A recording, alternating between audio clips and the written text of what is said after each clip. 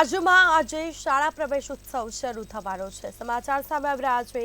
આ સાથે જ 32 લાખથી વધુ બાળકો શાળામાં પ્રવેશ કરશે।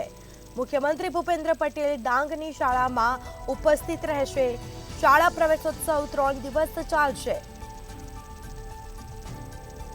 જેમાં તમામ જે મંત્રીઓ છે તેમને અલગ અલગ જિલ્લાઓ ફાળવવામાં આવ્યા છે।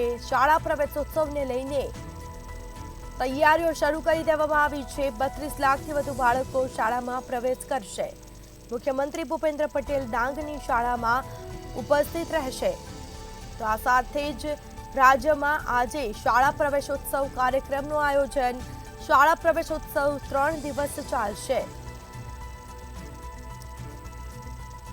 તો શાળા પ્રવેશોત્સવ 3 દિવસ ચાલવાનો છે, જેમાં 32 લાખથી વધુ બાળકો શાળામાં પ્રવેશ લેશે। તો આ સાથે જ રાજ્યમાં આજે શાળા પ્રવેશોત્સવ કાર્યક્રમનું આયોજન કરવામાં આવ્યું છે। મુખ્યમંત્રી ભૂપેન્દ્ર પટેલ ડાંગની શાળામાં ઉપસ્થિત રહેશે। તો આ સાથે જ રાજ્યમાં આજથી 3 દિવસ શાળા પ્રવેશોત્સવ કાર્યક્રમનું આયોજન કરવામાં આવ્યું, જેમાં 32 લાખથી વધુ બાળકો શાળામાં પ્રવેશ લેશે।